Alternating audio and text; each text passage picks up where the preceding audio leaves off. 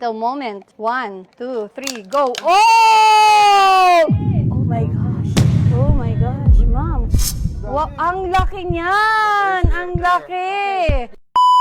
Nakakatuwa si Kuya kasi nung pumunta siya dito, nung unang punta niya, nagpa-picture sa kapatid ko kasi kamukha ko daw. So ngayon, nakapag-picture na kami together. Ayan.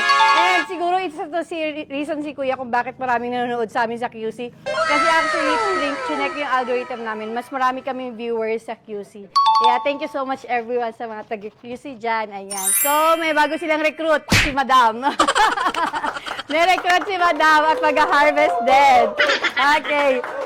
Ayan. Parang binigyan na siya ng ano, no? Binigyan na siya ng hint. Oo. So, maitim, mataba, at may alog. Okay. Importante po yung may alog. Kasi pag may alog po, mas malaki. So, pwede niyo po siyang gantahin lang. Yan. Oy! Hoy! Ganon lang. Oh, ito, maliit lang ha, matambok. Yan. Ito medyo intact, konti lang. Ganon mo, ma'am. Try mo. Marami, no?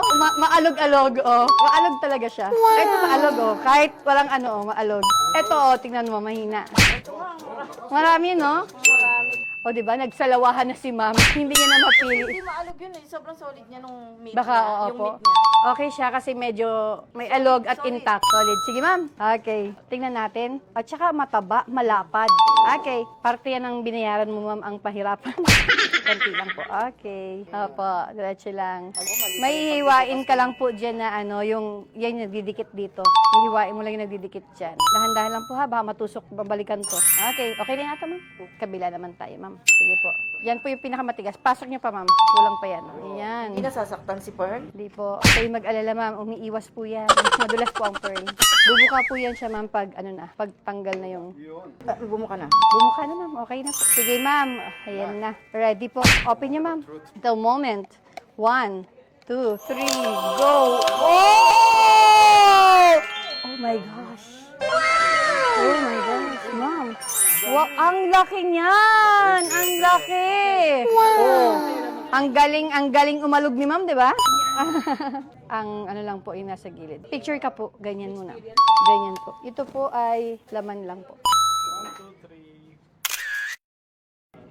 Ayan, okay po. Ang usually po, ang pearl po nakalagay dito lang po sa gilid. Okay? Sige ma'am, go. Go na po. Tanggalin niyo po ito. Ang lalaki, oh. Ang lalaki.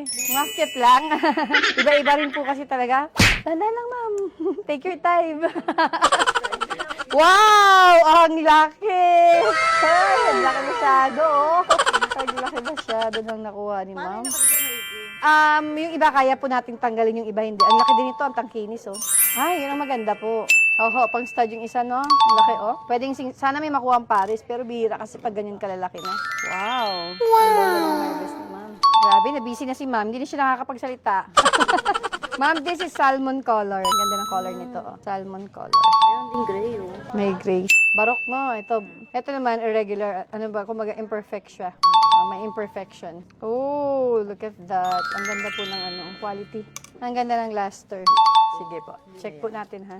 Ma'am, gusto mong iuwi o ipatanggal ko? Uwi mo na lang yung natin. Kaya nga po kasi sayang, oh. Ano yan? Patunay nyo na nag-harvest kayo ng totoong pearl. Meron na rin kayong pearl na marami. Ma'am, bilangin natin kung ilan ang yung harvest. 56. Ang mini-break natin is 35. So, dapat baka 36 ka. 1, 2, 3, 4, 5. 1, 2, 3, 4. 8, 9, 10, 11, 12, 13, 14, 15, 16, 17, 18, 20, 21, 22, 23, 24, 25, 26, 27, 28, 29, 30. Yay! Naka-30 pa rin kahit malalaki ano. Ang lalaki ng harvest ni Madam. Ang 5. Kulang ng 5 para sa para sa record. Yung ano po yung record na yon, pag na-break nyo po, free yung isa na malaki. Bihira naman po yan. Parang yung kagaya nakaraan yung foreigner namin. 35 pieces nakuha niya. After mga 3 months bago nasundan. Linisan ko lang po ito, ha. Ayan, ang kanyang harvest. Nice. Hello mga kabebe! Ayan, tapos na ang kanilang pinagawa. At tignan nyo, oh, mostly pang men's bracelet ang pinagawa nila. Ayan, oh, pang lalaki lahat. At hindi mo akalain na yung perlas na yan ay magagamit mo para sa mga kalalaki yan. Tignan nyo nga, umachi pa niya, no? Ang popogi, di ba? Oh, para sa kanila yan at sa mga mahal nila sa buhay at mga kaibigan nila. So, yun. Another idea para sa ating pearls. Pwede mong ipagawa ang iyong pearl na na-harvest para sa